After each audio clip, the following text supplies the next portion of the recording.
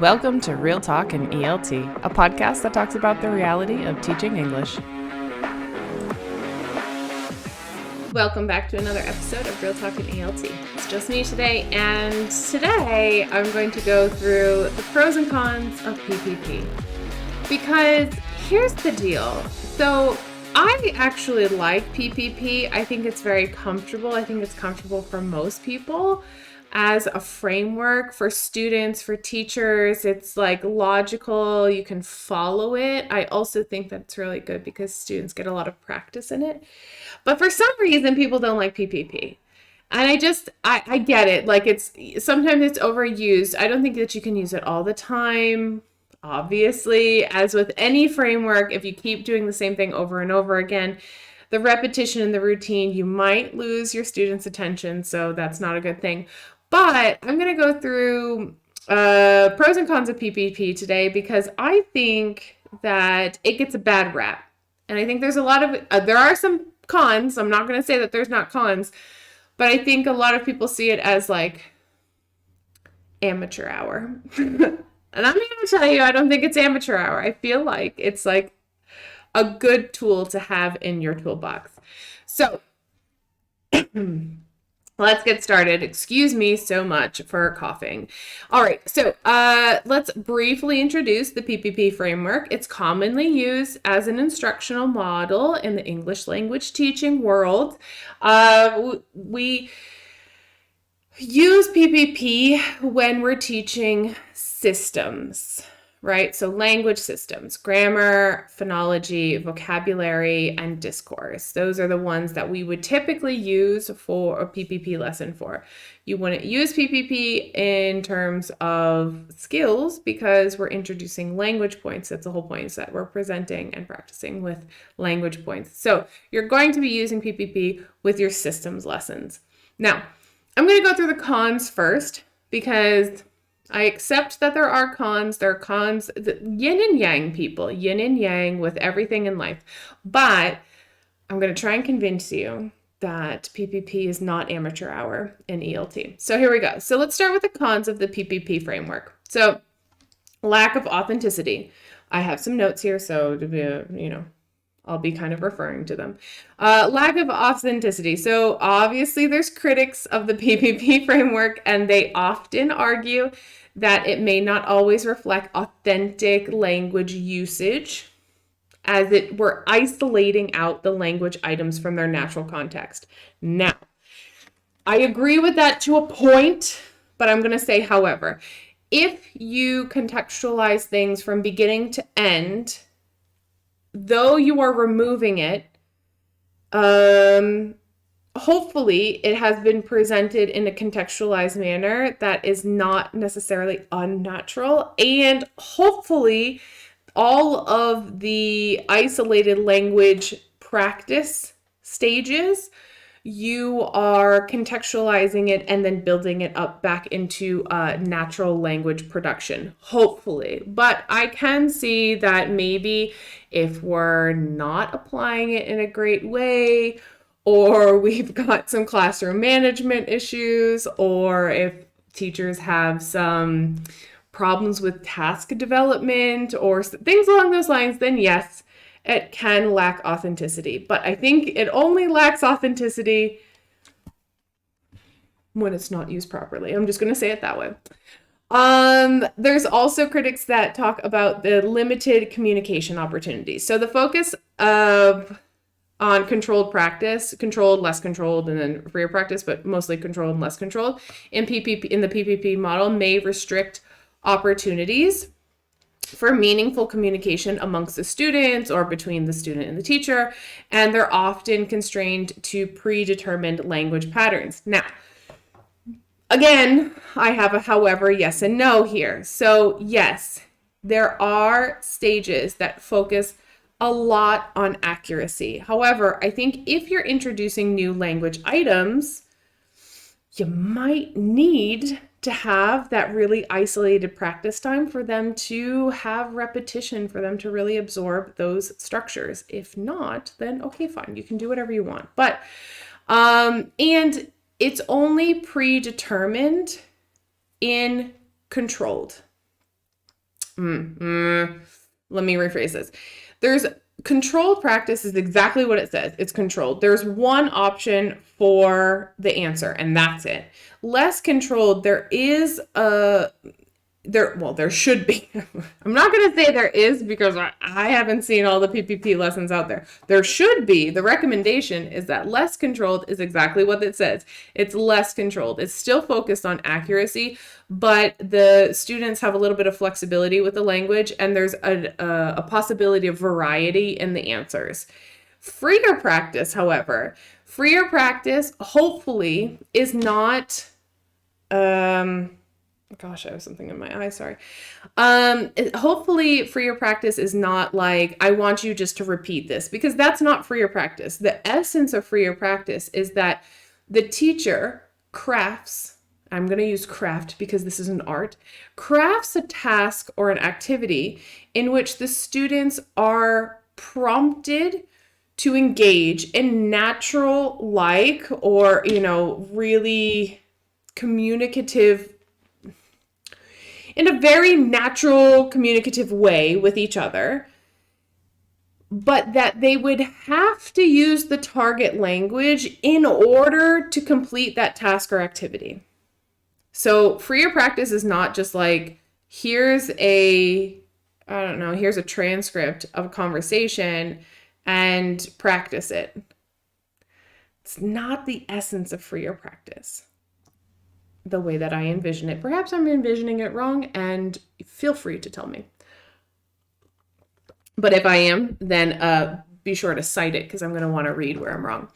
Okay, and then another critique of PPP is the overemphasis on accuracy. Some argue that the PPP framework places excessive emphasis on accuracy rather than fluency, potentially inhibiting students' natural language production and creativity. Yes and no. Again, here's yes and no, because freer practice, they should be producing the language independently, meaning the task or the activity that you create shouldn't have the target language already embedded in there. Like, it shouldn't be there. It should be a prompt that to engage in that activity or to complete that task, there's no other way for them to do it but to use the target language.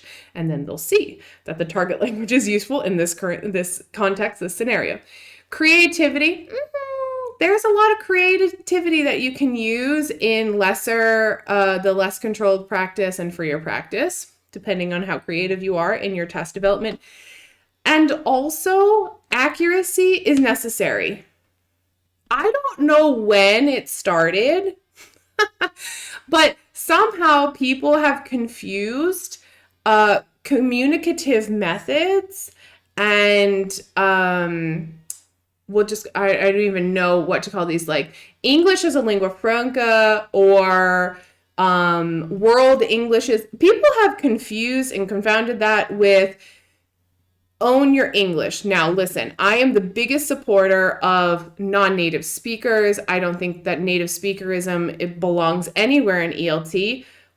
But at the same time, fluency and intelligibility are not the only factor. Fluency is not the only factor that affects intelligibility. You have to be accurate to some degree. So when people are like, oh, the grammar, the repetition, listen, people, I mean, unless we have some sort of standardization, people are just going to be producing however they want to produce, and it's not going to work because, okay, that's a whole nother rant and rave on another one. So accuracy is important. I don't care who you are and what you're using English for, you have to be accurate to some degree. Even if we're talking about we're not talking about grammatical structural accuracy, that you're putting together a whole string of words to form a sentence that's technically accurate to the grammarians. If you're just talking about you're using accurate vocabulary words because you can't string a sentence together, you still have to be accurate. So accuracy also gets a bad rap. It's, we have to ease up on that whole, well, it's communicative. We just have conversation classes. Well,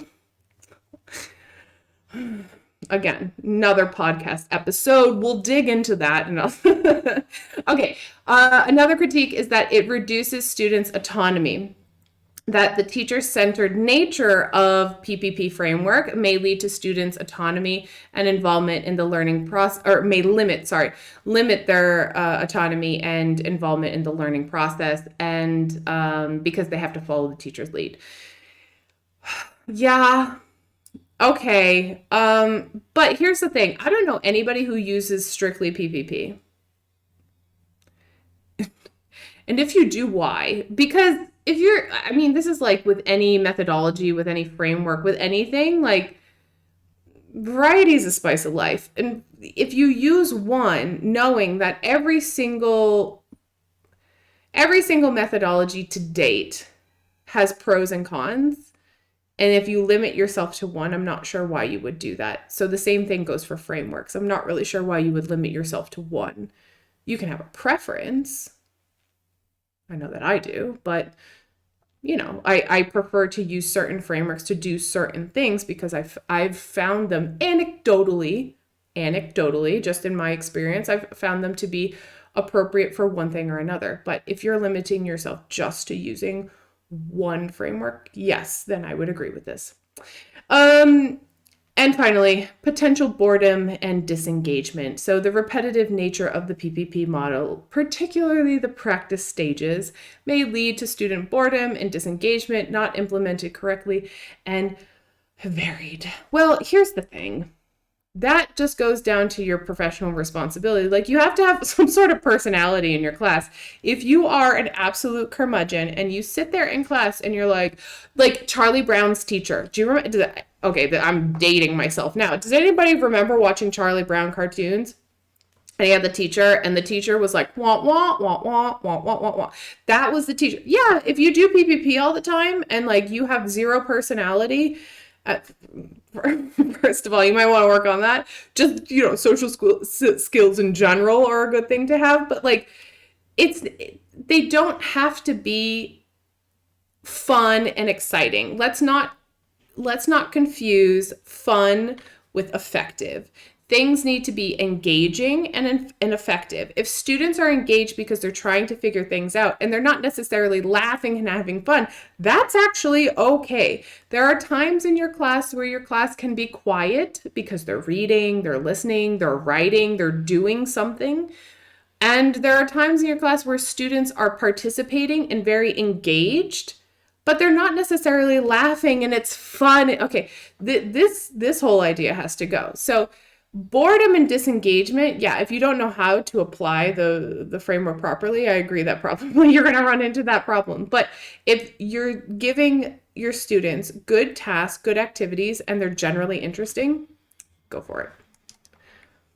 This is just my thoughts on it. Okay, so let me give you the pros, because I think there are some pros to the PPP method. It is not amateur hour if you do it properly. So, 1, PPP provides a very clear and systematic structure for lesson planning, making it easier for teachers to organize and deliver their lessons effectively. Yes, I think so. Again, frameworks make life easier. If you don't use frameworks or you don't refer to them, I refer to them all the time. I continuously refer to frameworks because I want to switch things up and I have to remember and put them in the right order. It makes it easier. It also PPP is like one of the most recognized ones. So I think that students also feel very comfortable with it. If you have students who are very adverse to ambiguity and things like that, PPP is a great way to get them into English classes, get them talking, get them comfortable with you, build your rapport with them, and then move on to the other frameworks. But who am I to say? Controlled practice. Pro. So the presentation phase allows teachers to introduce the new language concepts in a controlled manner, ensuring that the learners grasp the basics before moving on to challenging tasks. Yes, we can scaffold things very, very easily with PPP. So if you have something that's very challenging, or you're unsure, or you need to, for what, maybe you're being observed, you're being assessed, and you need to really kind of like keep on track and monitor the time. Guided discovery would be like way more difficult than PPP if you have to really kind of hit those time frames perfectly, because Guided discovery, for example, is a lot more attractive, and everybody loves guided discovery. And don't get me wrong, guided discovery is great. However, guided discovery, you also are at the mercy of your students' ability to work through the discovery worksheet. And that might cause classroom management problems. So if you've got, time restrictions or things like that, then yeah, you can kind of control the pacing of the class a little bit easier in PPP. I think, from anecdotally speaking, from my experience. Okay. There's a gradual progression. So the PPP model promotes a gradual progression from controlled practice to freer practice. And it allows students to build the confidence and competency step by step. I think it does boost their confidence levels. I really do. Especially when you have new students who are like just coming to you and starting to study with you. If you have lower level students, if you have students who are very shy or uncomfortable in large groups or anything like that, I think PPP can kind of like not address all of those problems, but it is a gradual progression. So if you can identify that they're having problems in one of the initial like controlled practice stages, I should say, if you can identify that quickly, you can kind of nip it in the bud. You can look at it and say, oh, okay, so this person is having trouble. Either I'm going to do some classroom management magic and put them together with somebody else, or I'm going to work with them individually, or I'm going to work with their group, with their pair to make sure that they can go. I'm going to have them peer teaching. I'm going to, you know what I mean? You can kind of problem solve with classroom management. Or if you're extremely prepared and you have a contingency plan in case something goes horribly wrong,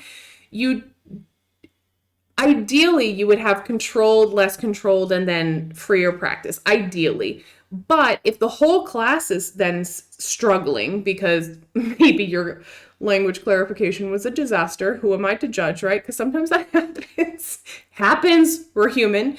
So if your language clarification was a disaster, your classroom management is decent, but everybody is still really not getting it, you can switch it out. So you could do like controlled practice, less controlled, or controlled, less controlled, less controlled, or you could do controlled, less controlled, then freer. So it's up to you. It's pretty versatile, and you can identify problems relatively easily. Okay, so there's teacher guidance. The framework offers teachers a structured approach to guide learners through the learning process. I just kind of explained this. So you can give them explanations, examples, feedback at every stage, because it's kind of that it gets progressively harder, quote unquote harder. It gets more complex because they have more flexibility, they have more ownership of the language. Then you can kind of, help them out. And they're very focused learning objectives. So with any, I'm going to say this, with any lesson plan, hopefully you have set SMART aims. If you don't know that acronym, Google it, it'll help you out. But if the PPP, okay, so any framework, any lesson that you have, you should have, it's a seagull. I think it's a seagull.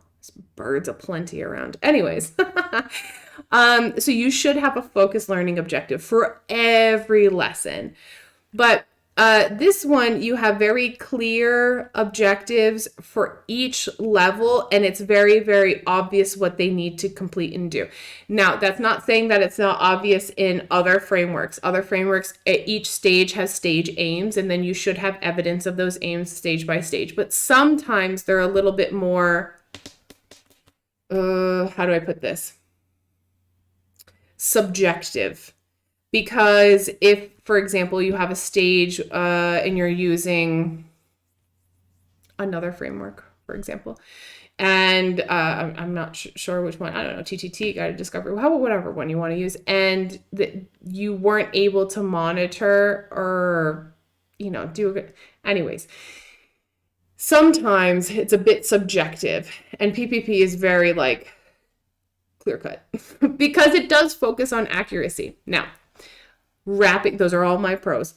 Wrapping this up, I don't think anybody should be super judgmental of PPP. I know that people, for some reason, they don't like it or they see it as amateur hour. And I just don't see it like that.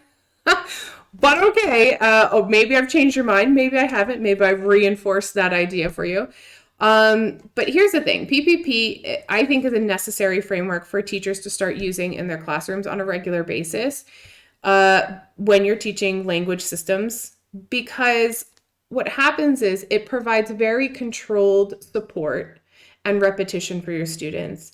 And I know that everybody really wants to just jump into speaking classes nowadays, both students and teachers are advertising that too. Like, you don't need to do the grammar lessons. But listen, the grammar lessons are really helpful for students. And I like PPP. Personally, I don't find anything to be wrong with it. It does have its shortcomings. You have to use it properly, and even if you use it properly, it does have its shortcomings. So you kind of have to monitor, and you got to mix it up. So typically what I do is I use like a PPP lesson, and then I use another framework, and I work on systems and skills complementing this. But you can't just isolate PPP only. No. So you have to use it judiciously. I'm not sure if that convinced anybody, but I would encourage people to include PPP in their regular courses if you can. Obviously, if you're working for institutions that have other ideas about their methodologies and teaching practice, then that's fine. But if you do have private students, if you have the flexibility of using, listen, PPP is fine. It's very obvious for the students. It's very comfortable for the students. And sometimes that comfort allows them to kind of make mistakes, and you can correct them, and you can assess them and evaluate them a little bit easier during the class. And then you can move on to the more complex things, like the tasks that are more involved and they're more focused on, they have lots of other things, because PPP really just focuses on the accuracy of it, which is great. So then you can do the accuracy, and then you can work on fluency and everything else afterwards. But, allow them to have that time to really hone those skills and to be able to use the language properly. So I think PPP is a good option. I've got a couple more episodes of other frameworks, and I'll give you some pros and cons. And yeah, I'll see you soon. That's it for today. Thanks for tuning in to another episode of Real Talk and ELT. Want to join the conversation? Head on over to Instagram at Kelly Pettington ELT and send me a message. Be sure to subscribe to my YouTube or Spotify channel to stay up to date, and of course, take care of yourself, your health, your vibe, and your tribe. Until next time.